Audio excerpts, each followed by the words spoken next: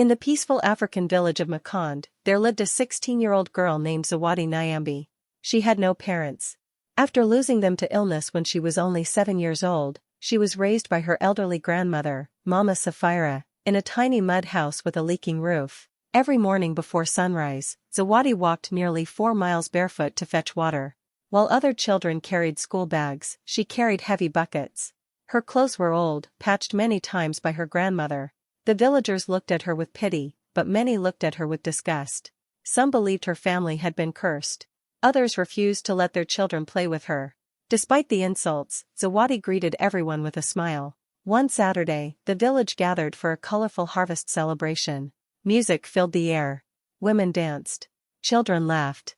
Zawadi stood quietly at the edge of the crowd, hoping to watch the celebration. Suddenly, the richest woman in the village, Madame Kalisa, pointed at her. "You don't belong here. If you stay, you'll ruin our celebration." People laughed. Some children copied the adults and threw handfuls of dust toward Zawadi. Fighting back tears, she slowly turned and walked away without saying a word. That night, Zawadi climbed the highest hill overlooking Makand village. She held the only thing her mother had left behind, a small silver necklace. Looking at the stars, she whispered, "One day, I will return successful. Not to take revenge, but to prove that poverty cannot decide a person's future." The wind carried her words across the silent valley. A few days later, while selling firewood beside the road, Zawadi noticed a luxury SUV stop nearby. An elderly businessman stepped out. His name was Mr. Jabari Okeke. He watched as several boys mocked Zawadi for being poor. Instead of ignoring the situation, he walked toward her. "Why don't you fight back?" he asked. Zawadi smiled gently. "My grandmother taught me that kindness is stronger than anger." Mr. Okeke looked surprised. He had never heard such wisdom from someone so young. Before leaving, Mr. Okeke handed Zawadi an old notebook. Inside the cover he wrote, "Knowledge creates opportunities where money cannot." He also gave her a few business books and encouraged her to study every day. From that moment on, Zawadi spent every evening reading by the light of a small kerosene lamp, while the village slept. She learned. Months passed. Zawadi began helping local farmers organize and sell their vegetables more efficiently. She noticed they often lost money because middlemen paid unfair prices. She carefully wrote down every problem in her notebook. Deep inside, a dream was beginning to grow. She didn't know exactly how. She didn't know exactly when. But she believed she could one day change thousands of lives. Little did she know. This simple notebook would become the foundation of a $1 million business. On the morning of her 18th birthday, Zawadi packed everything she owned into one small cloth bag. Inside were 2 dresses, her mother's silver necklace, Mr. Okeke's notebook, and 3 business books. Her grandmother hugged her tightly. "My child," Mama Safira whispered, "your greatest wealth will never be your money. It will always be your character." With tears in her eyes, Zawadi kissed her grandmother goodbye and boarded an old bus to the capital city of Lamera. As the bus drove away, she looked out the window at her village one last time. She silently promised herself that she would return one day, not as a poor girl, but as someone who could help others. The city was nothing like her village. Tall buildings reached into the sky. Cars filled every street.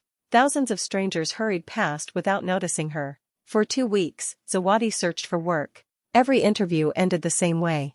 No experience. No education. No job. Soon, she had no money left.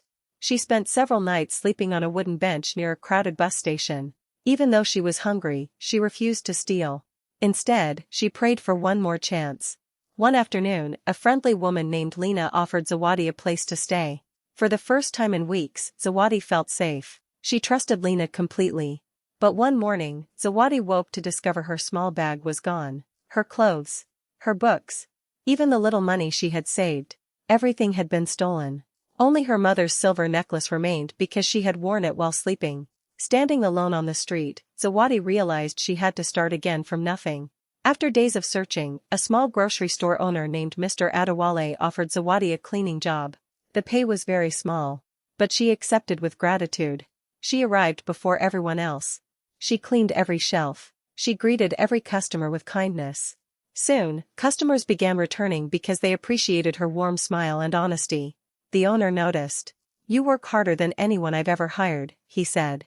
Every evening after work, Zawadi watched local farmers bring fresh vegetables into the city. Many returned home with unsold produce because they couldn't find enough buyers. She remembered the notebook Mr. Okeke had given her.